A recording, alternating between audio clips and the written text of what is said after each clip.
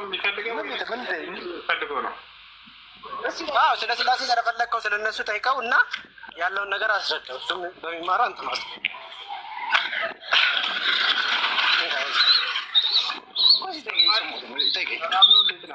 ስለ ስላሴ ጠይቀው። እሱዬ እሺ፣ ሰላም ይሰማል።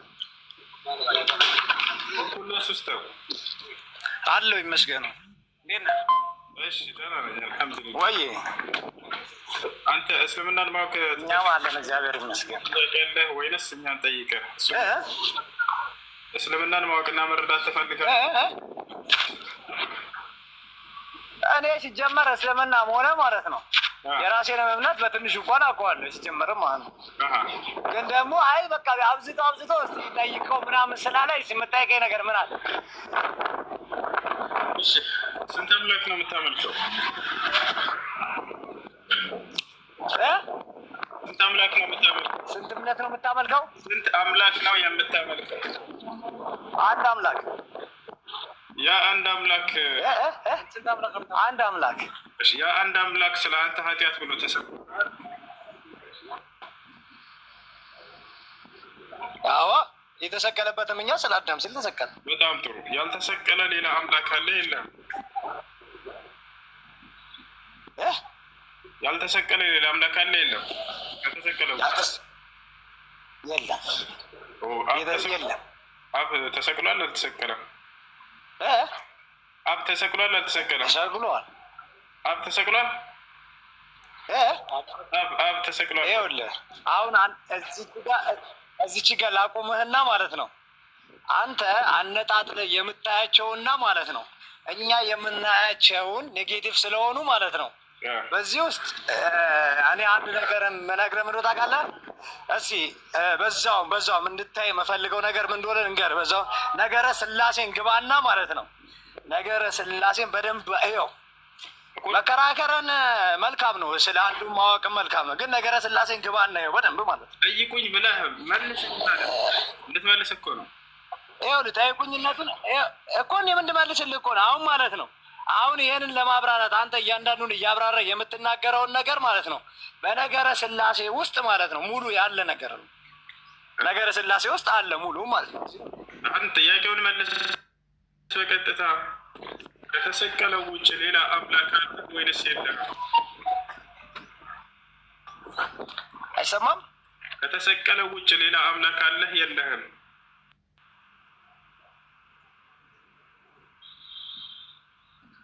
የለም። አብ ተሰቅሏል አልተሰቀለም?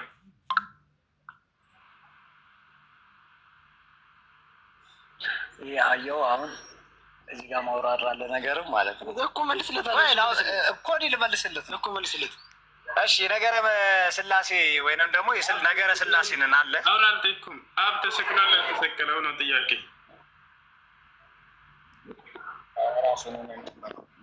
በቃ ውስዬ ለመመለስ አልፈለገም ሳይሆን ማለት ነው ስልኩ ሰተኝ ሄደ። ጥያቄ ያለ ይቀጥል።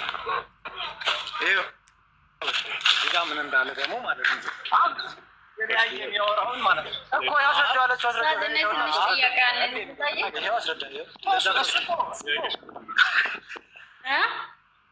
ጥያቄሽ ምንድን ነው?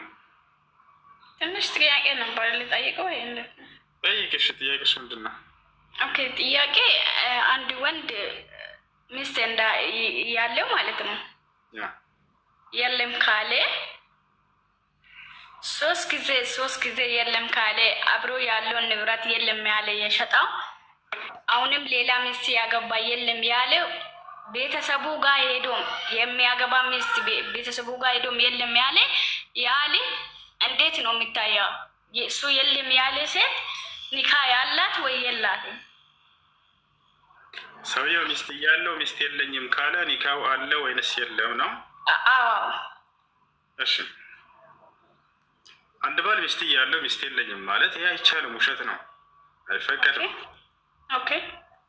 ሁለተኛ ሚስት እያለው ሰውየው ሚስት የለኝም ካለ ለሁለት ይከፈላል። አንደኛው ምንድን ነው? ፍችን አስቦበት እና ነይቶበት ከሆነ ይህን ቃል የተናገረው ኒካሁ ይወርዳል።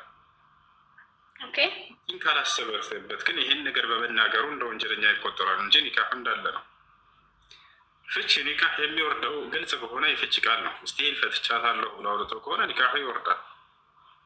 ሚስቴን ፈትቻታለሁ ብሎ አውርቶ ከሆነ ሚስቴ የለኝም ማለቱ ግን ውሸት ነው፣ እንደ ውሸት ነው የሚቆጠረው። በመዋሸቱ ወንጀለኛ ነው። ወደ አላህ ስብሐነ ወተዓላ ተውበት ይላል። ኡስታዝ እኔ ከዚህ በፊት ሰምቻለሁ። ሌላ ኡስታዞች ሌላ ልጆቹ ጠይቆ ሲመልሱን ከእሱ ጋር ማኖር ከፈለገች እንደ አዲስ ኒካ ማድረግ አለብኝ የሚል መልስ ነው ሰጡ ኡስታዛችን እኮ። እሱ ፍችን አስቦ ከተናገረ ማለት ነው። ፍችን አስቦ ከተናገረ ይወርዳልና ኒካሁ እንደገና መታሰር አለበት። ወይንም የዒዳ ጊዜ ላይ ከሆነችና 3 ኒካ ካልጨረሱ ረጃዕቱ ብሎ መመለስ አለበት።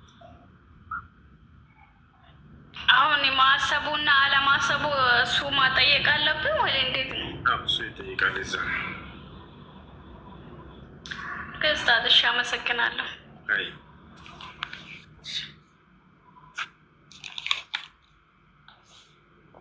እሺ፣ አድምን እስካለ አንድ ጊዜ ጥያቄን ልጨርስ ከእንትና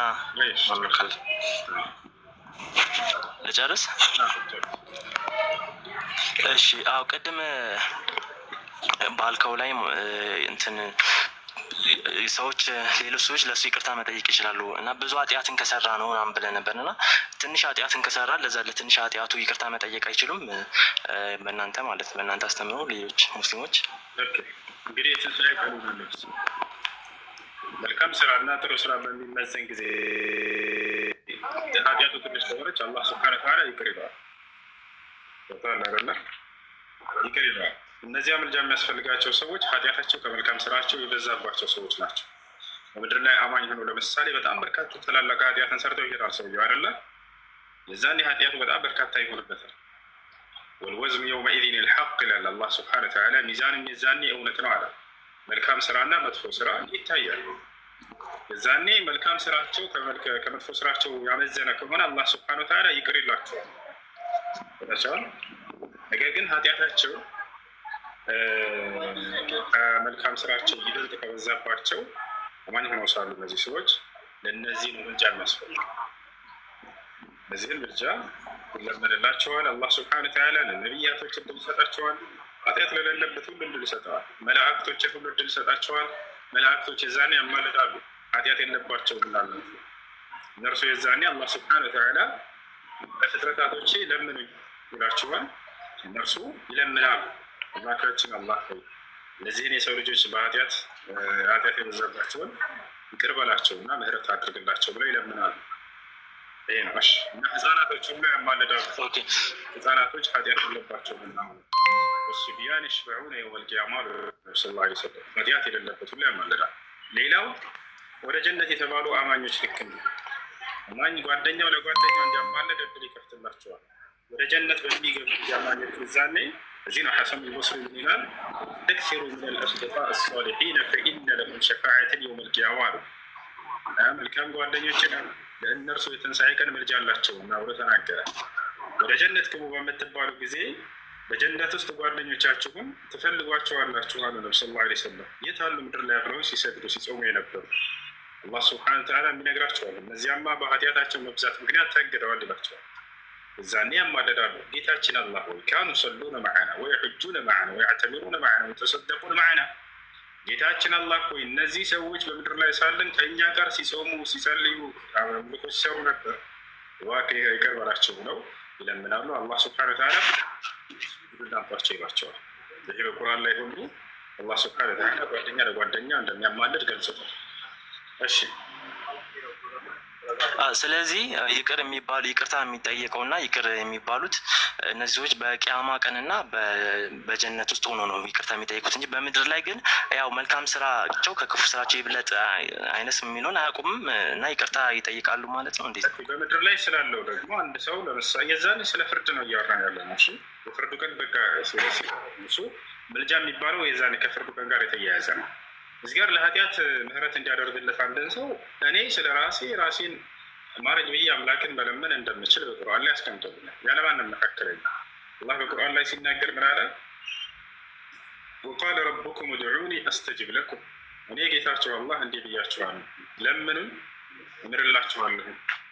وقال النبي صلى الله عليه وسلم ينزل ربنا إلى سماء الدنيا حين يبقى ثلث الليل الأخير فيقول من يستغفرني فأغفر له ጌታቸው አላህ ማነው ምህረትን የሚማጸነኝ እምርለታለሁኝም ብሏል። ምህረትን ለምኑት ብሎ ተናግረዋል።